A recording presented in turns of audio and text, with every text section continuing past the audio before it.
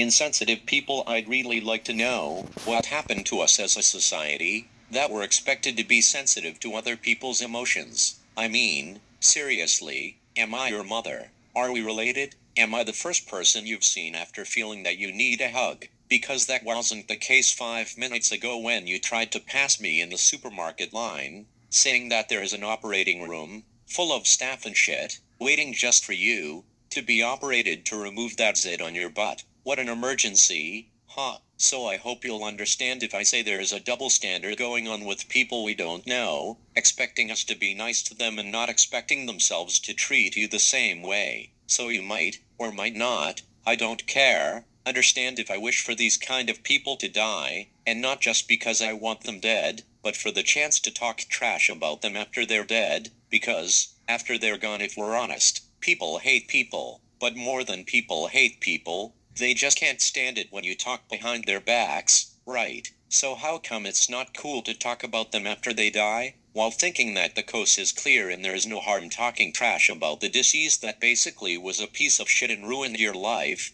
treating everyone like dirt, or even less than dirt? Now I'm discovering that I'm supposed to be kind to this dead motherfucker and say nice things about him. Why? Because by him dying, he magically got insurance regarding trash talking about him, in a shape of a small group of friends, acquaintances, that guards that no one will say bad things about the deceased, and by that, the deceased will remain dead, but the lie about him will live forever.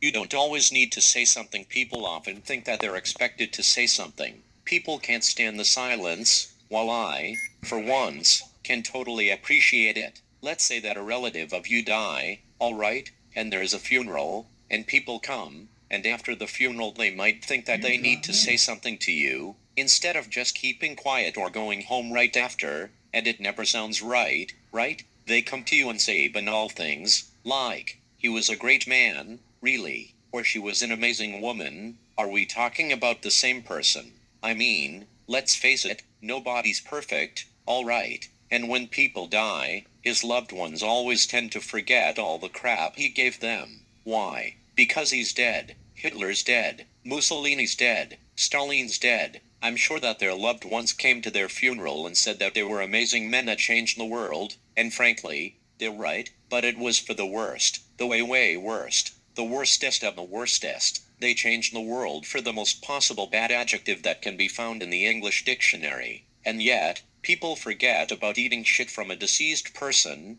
and for me, that's a shame. In fact, I think that instead of honoring their life, we should keep track about all the bad things they did, and what a better way to remember the shit they gave us, than writing it on their tombstone, right? Maybe that way, people might start thinking about being a terrible person in their lifetime, fearing that it all will be perpetuated, and that everyone that comes near their tombstone will start to remember all the terrible things the deceased did to them, or people that didn't know the deceased will gain a newfound knowledge about the deceased that they might leave in the middle of the funeral or something. So basically, what I'm saying is that fear is good, and I bet that Hitler, Mussolini and Stalin would have agreed to that, but I don't mean it in that manner. I mean it in a sense that people should think about eating shit before feeding